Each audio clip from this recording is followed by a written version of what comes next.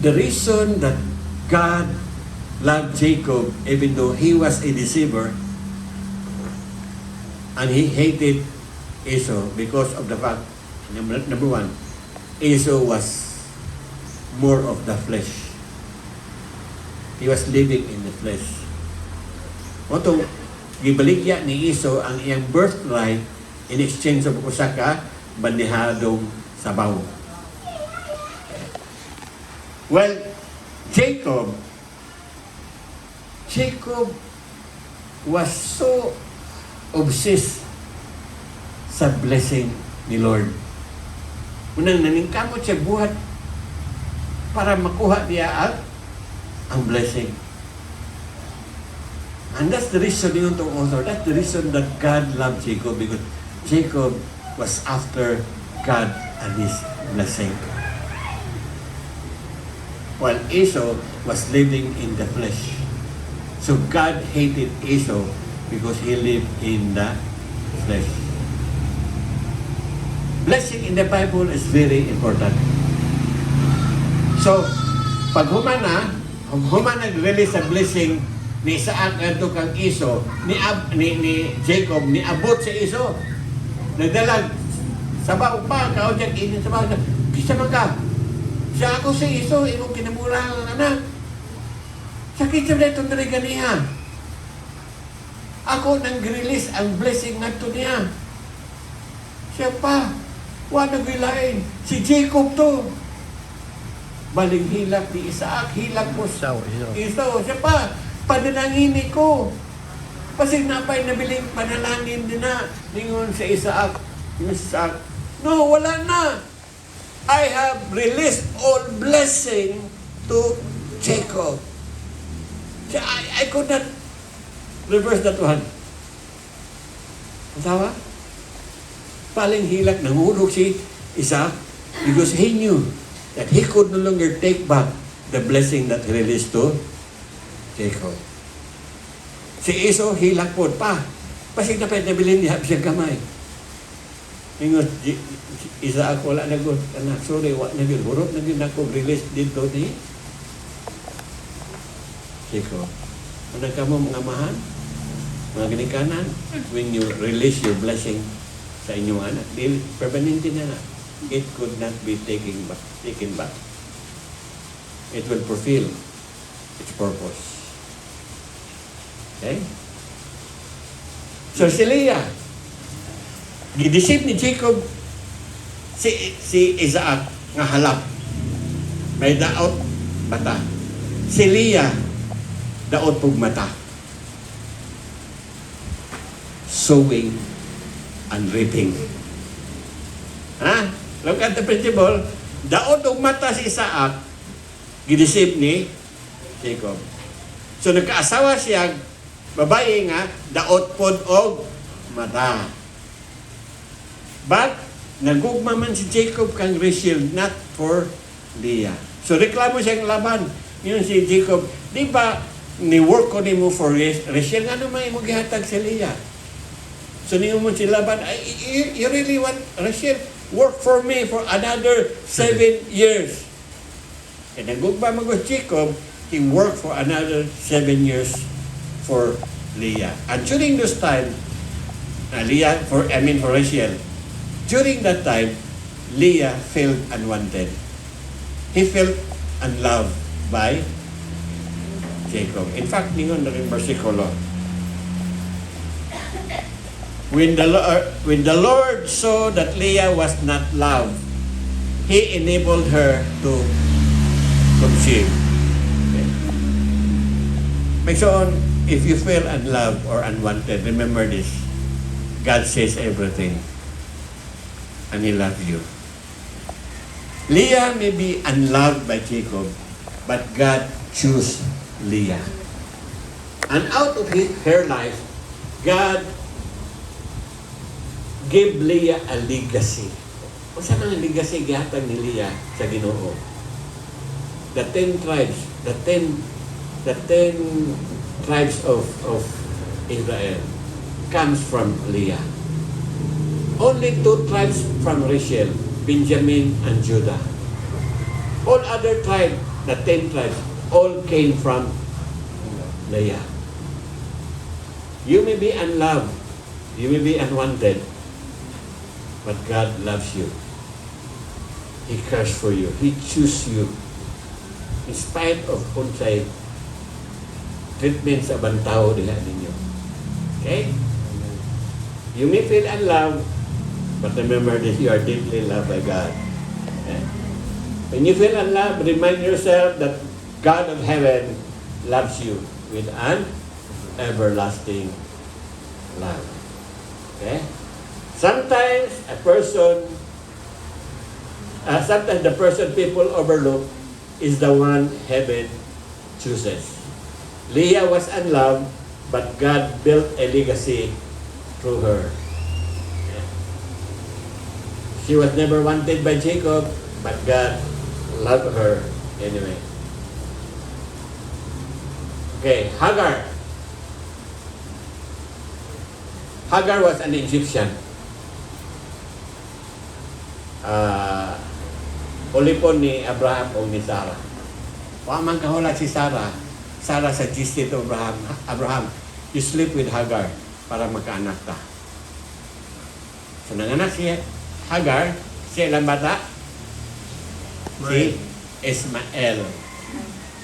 Ang kaliwat sa mga Muslim. So,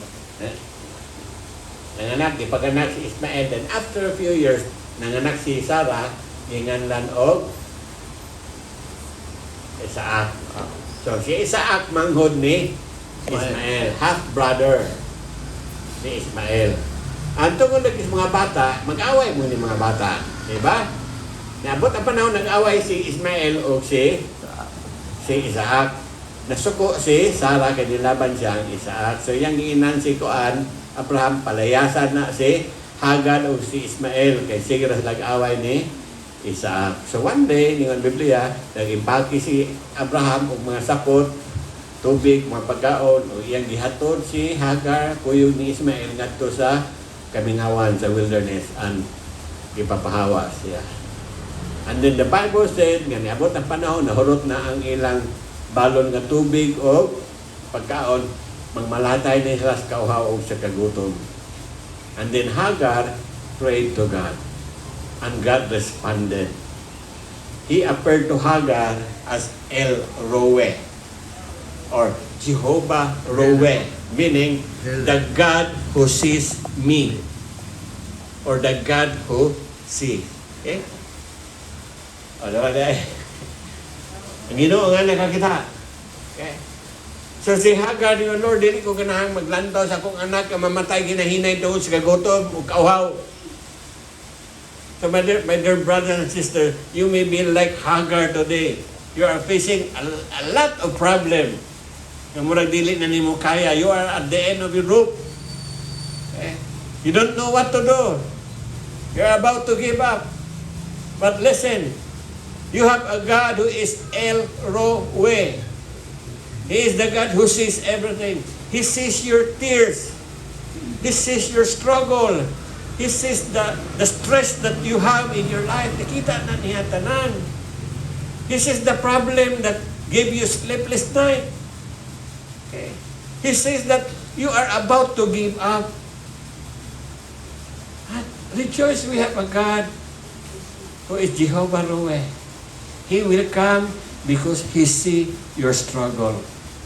So the angel of the Lord appeared to Hagar and helped him, give them food, give them water. And then, not only that God give them food and water, but God give Ismael a promise. Ningon siya, the line of Ismael, I will bless tremendously. They will become wealthy, strong, and mighty. At tuon sa Ginoo, kang Ismael, look what happened to Arab nations today. They are wealthy because of the promise of God to Ismael. You may be struggling with problems today. Kasi gano'n na kang walay nakakitaan na. Okay? But God sees everything. He can see every tears that fall on the floor when you cry. Because dili na nimo kaya ang imong problema. But I want to remind you today, we have a God who sees. Wala na tago niya. Cry out to Him.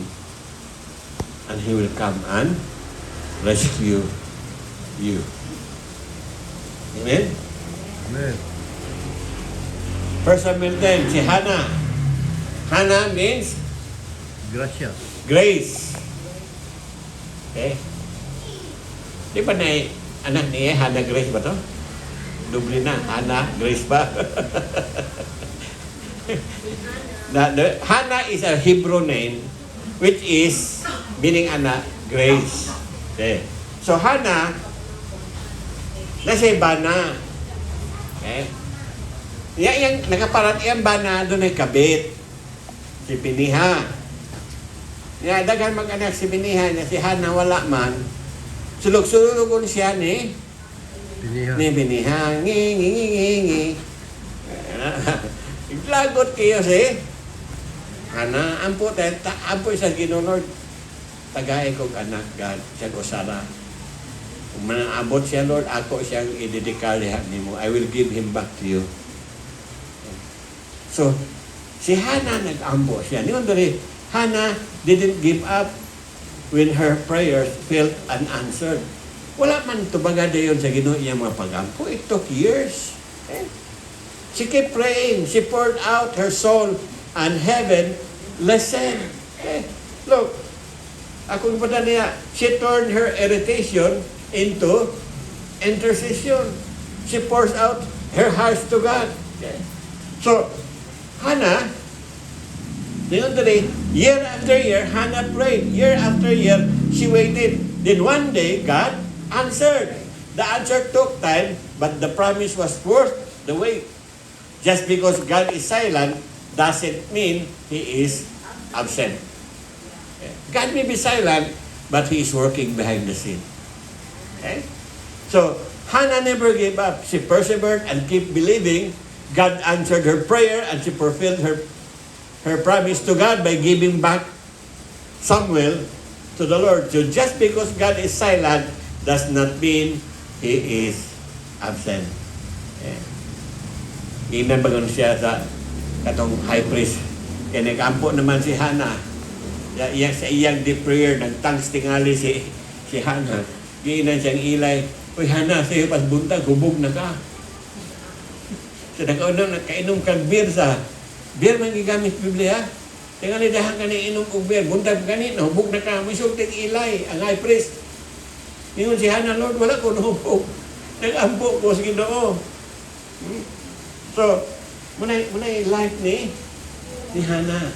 So don't give up on your prayer. It will come. God answers prayer. Okay? So doon ni Hannah, we have Ruth. Ruth will tell you, it's not over until God says it's over.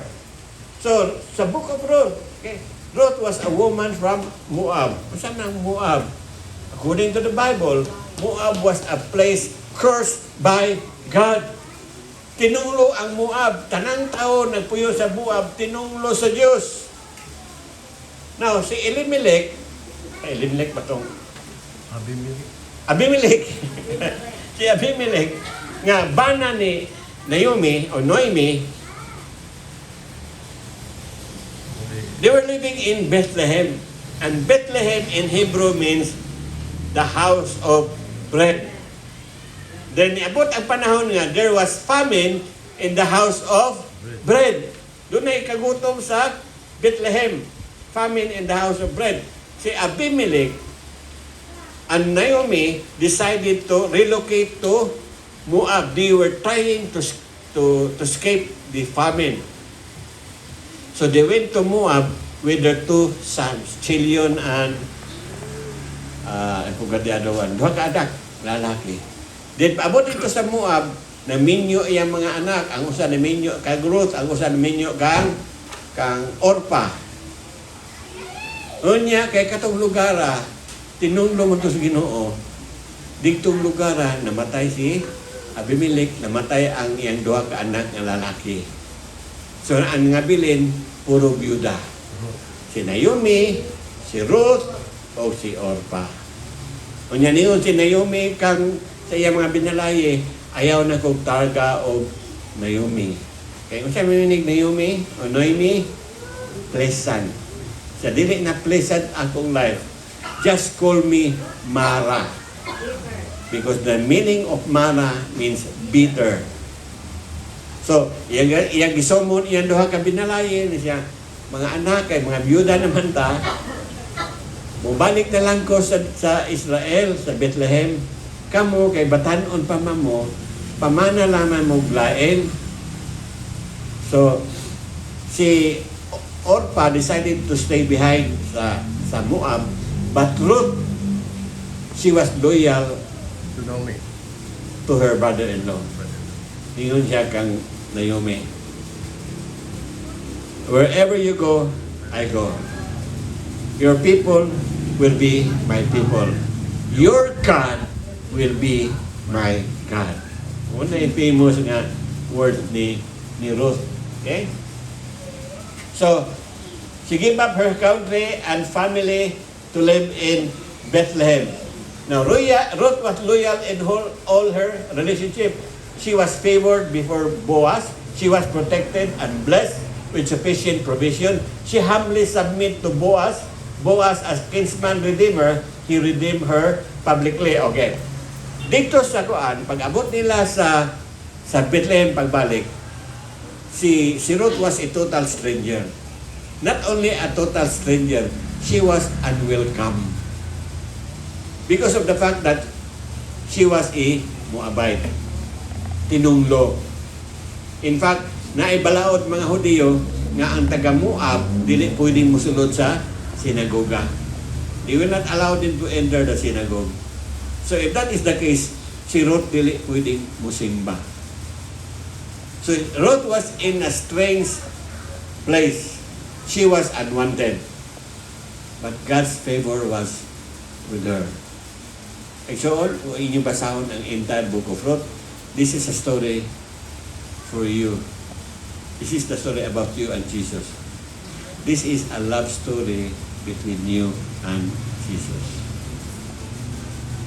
So abot nito, in order to survive, manghagdaw na lang si Ruth. Kasabot ba maghagdaw? Kamong walay mga kamaisan? Kanang maghagdaw, kanang mag-ani magbais ba, na uban mutabang. Kaya na mga hulog diha nga bilin ilahag daginoton. So na hagdaw. Now si Ruth decided nga manghagdaw siya sa lugar ni Boaz. Nagpadapled na intawon si Ruth kay she was a Moabite. But Boaz eyesight caught Ruth. Murag nagubahan na siya Ruth. Yang gibantayan si Ruth. Okay. Tungod kay gwapa si Ruth, giingnan, gitapok ni Boaz ang tanan niya mga lalaking worker, yang giwaningan, ayaw, binuangin ng bayhana ha. Kay patay kang bata. Dayon, gipatawag niya ang mga babae. Panahon gani sa break, mag-snack gani mo, maniod to mo, pakan ag-apil si Ruth. Dayon, yung instruction. Pag-ani ninyo, tuyo ag hulog ang uban nga tawag na tawag ng mais nga puso. Tuyo ag hulog ng ubang puso para daghan siyang mapunit. Ang tawag ng favor sa life ni Ruth. Protektado pa siya, pagkanon pa siyang tudo. Ipatuyo paghulog ng mga harvest para madalag uli ni Ruth. So pag-abot ni Ruth sa ilang balay ni Naomi, gasanuoy intahon siya sa kadagat, baling dipaya ni Naomi. So ningon si Naomi kang Ruth nga, anak, tomorrow, you lie on the feet of Boaz. It was a sign of total submission and surrender. And diha nagsugod ang love story ni Ruth o ni Boaz. So Ruth redeemed by Boaz and they entered into marriage. And Ruth and Boaz became the great-grandparents of David. Ang anak ni Ruth o ni Boaz, ang ngalan si Obed. Si Obed, amahan ni siya ngalan amahan ni David. Jesse. Bida ko Jethro. Jesse. So si Obed nga anak ni Ruth o ni Boaz mooy amahan ni Jesse nga amahan ni David. So si David apo sa tuhod ni Boaz o ni Ruth. So wala pa siguro paminaw nimo luoy kayo ka murag wala kay paglao murag wala kay future. No, sakto na gingong Ruth nga if God say it is not over, it's not over yet. Okay, so just submit yourself to the Lord. Okay, so be like Ruth, loyal in all relationship, walk the extra mile, don't quit when things get tough. Someday you will see why it was worth the effort. Sunod, si Esther, Queen Esther, will tell you, trust God's timing. You are here for such a time as this. Si Esther, she manifested courage in times of crisis because there was a plan nga patyon ang tanang Hudiyo. But the problem is, during this time, si Esther, who was crowned as queen, she kept it secret na siya usa ka Hudiyo. Ang hari, wala ibalo nga siya Hudiyo. But doon ay nagplano, I think it was Haman, nagplano si Haman nga pamatsyon ang tanang Hudiyo sa kingdom. Mordecai, ang iyuan ni Esther, nakabalo sa plano ni Haman, muna iyang giina siya, you have to talk to the king and expose the plan ni Haman. Ang hadlok si Esther, kay ang hari, wala pa hibalo nga siya Hudiyo. But anyway, nirisgo siya, nisulod siya dito, dili man pwede ka muadto sa hari kung wala ka gipatawag. Kay muadto ka nga wala ka gipatawag, pwede ka patsyon. So si Esther, ni risgo siya kadto sa hari. Pagsulod niya, he touched the scepter of the king, and the king nodded. Okay? So okay ra. Then, gi-expose ni Ruth ang everything about her. Siya o sa Kaudiyo, niya ang plano ito muna. So, gibalik sa Ginoo ang plano. Imbis ang Hudiyo may bitayon, si Haman ang gibitay. So, uban ninyo mga babae, God has a purpose in your life. Okay? You have to know that purpose. You have to be courageous enough to face the problem and fulfill your purpose. Okay? Queen Esther, she was an orphan. Ang iyang iyuan na kapatako niya nga si Mordecai. God has a place calling on Esther, special calling, and nothing and no one can stop it. God will orchestrate things to happen that will position you to fulfill your destiny. Esther in the Bible went from an orphan to a queen. Don't underestimate God's ability to position you for your purpose. Now, God can always do something to shape everything in your life. Okay? Okay, happy na ta. The widow at Sarephat. Pagka during the famine, for 3 years, si Elijah was hiding in the book of Cherith.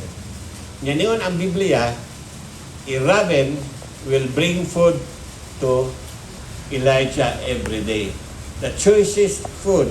Okay, now remember, they were in famine. Naa sila famine sa tibuok nasod. Pero ang gidala sa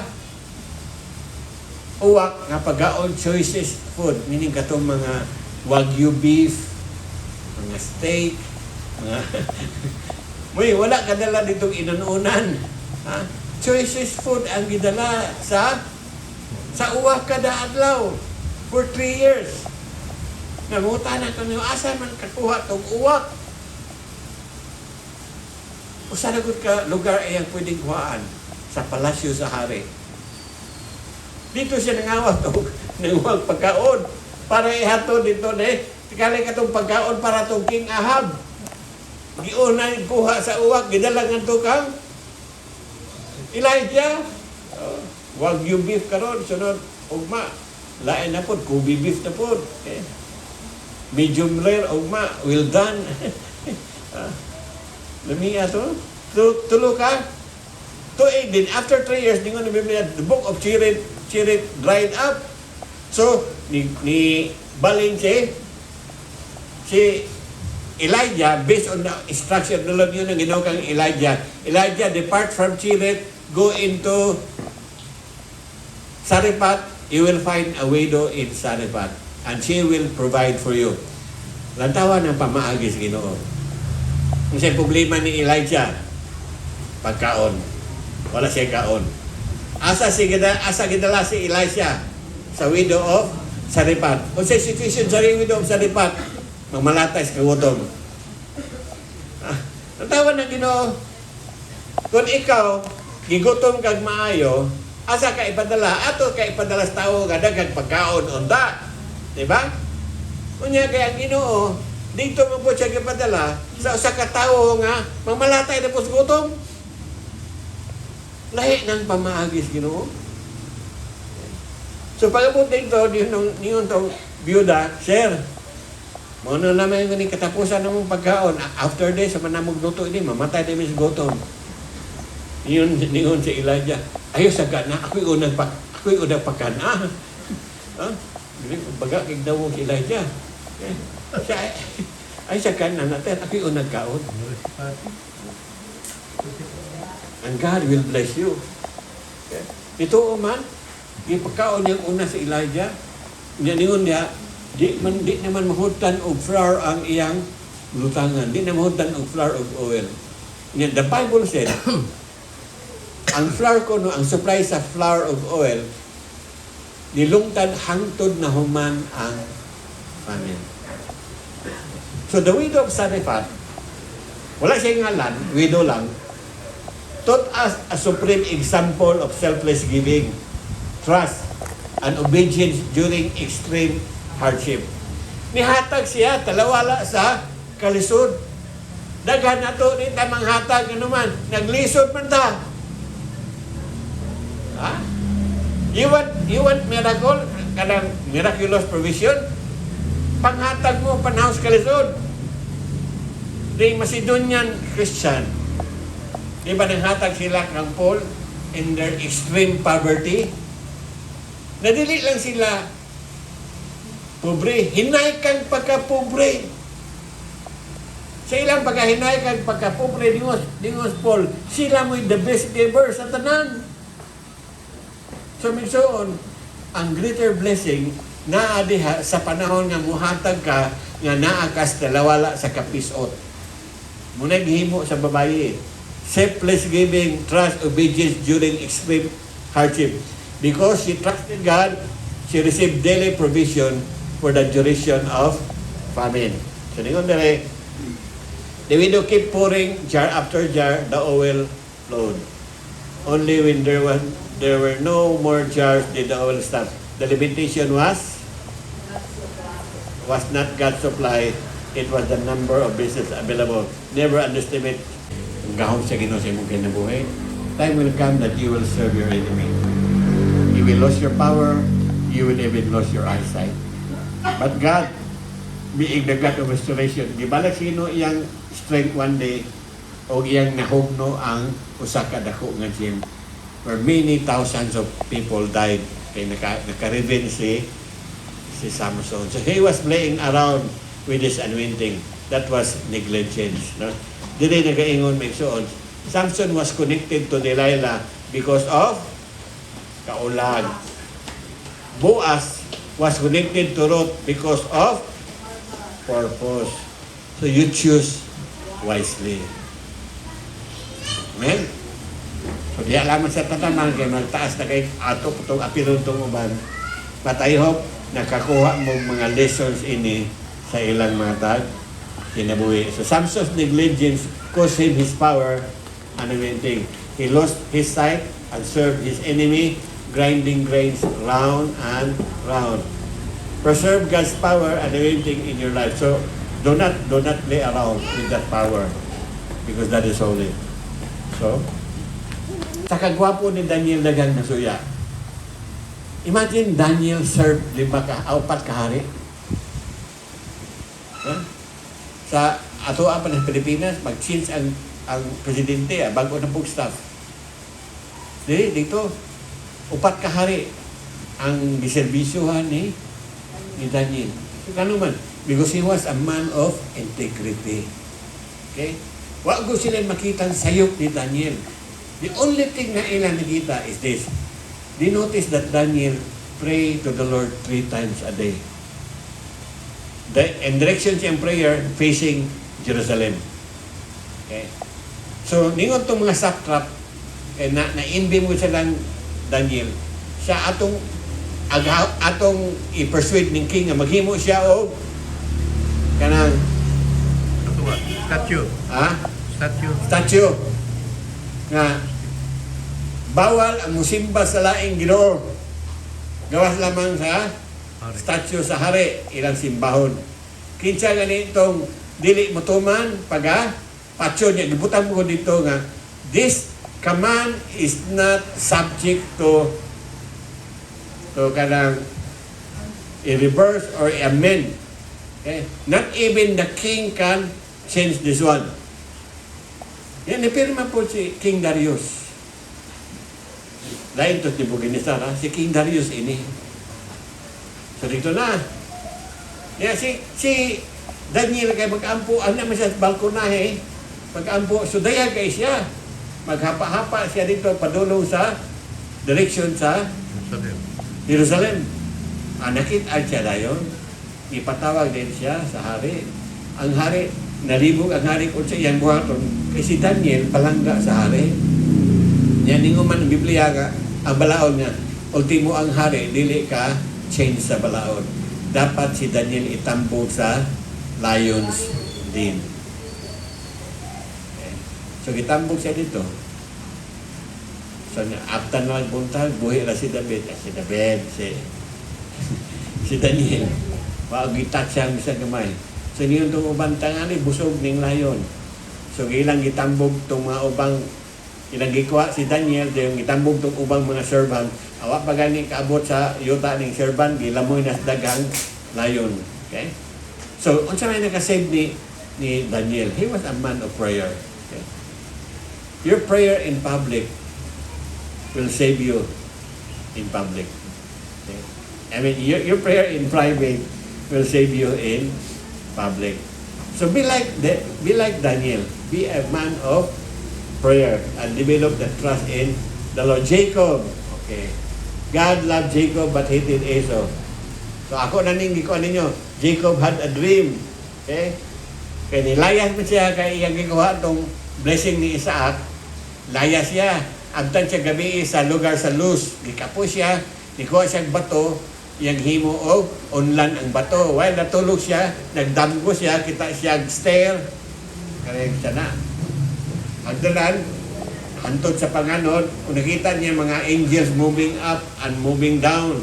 And he heard God giving promises to Jacob that God will be with him, that God will prosper him, bless him.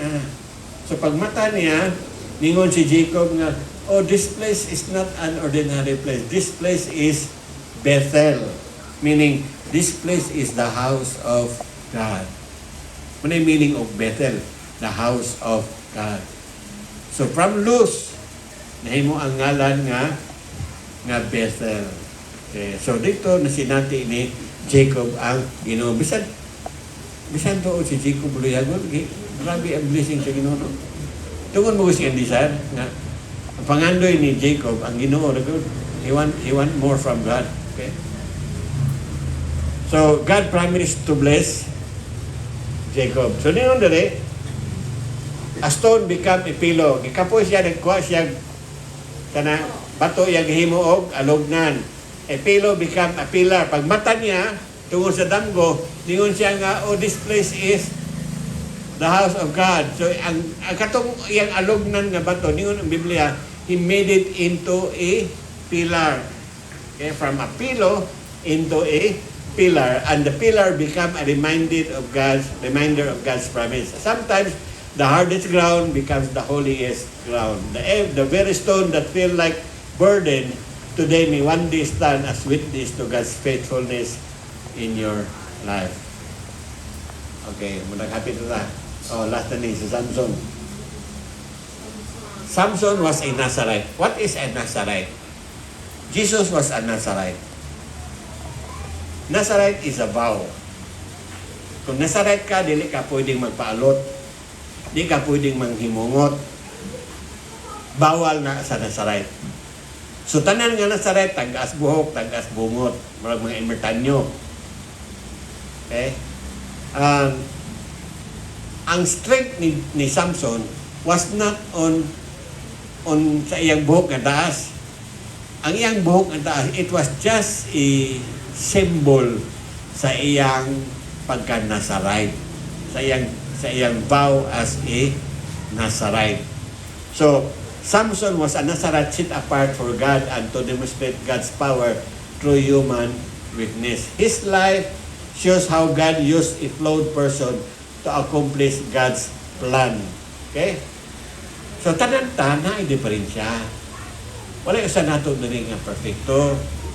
Natay mga weakness. Okay? So, si Samson na nga siya weakness. Chick boy siya. Iyang dula-dulaan ang iyang mga uyab. Kabahin siya iyang gahom. Okay? So, munang yung kunyo, ayaw ko mong dula-dula sa mga opposite sex. Kaya wag mo dalagaan. Di lagi mo succeed. Okay? Managing kong Fernando po, walang matigas na tinapay sa mainit na kape. Okay? Laglag yung ka. So, niabot ang panahon, ngan sugilon si Samson, nga ang akong strength niya sa akong buhok. Itong ihubog si Samson, giupaw siya ni Delilah. Pag mata niya, wala na siya strength. So, what happened? What happened if you will play your calling and anointing sa Ginoo? You will lose your power. Wala ang gahom. Lord, that this message will encourage them and inspire them, Father Lord. Remind them that you are the God who is faithful.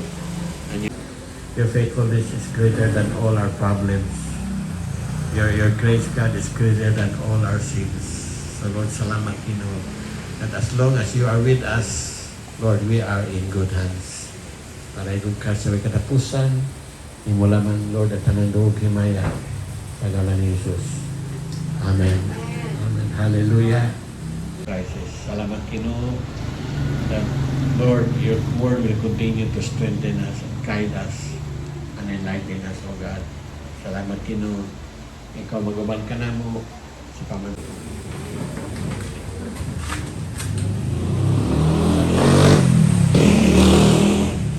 Lord, once again, we thank you, God.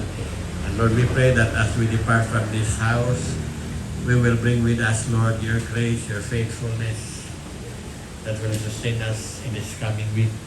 Thank you, Lord, that you will provide every need we have, that every family, Lord, will have more than enough this week, Father God.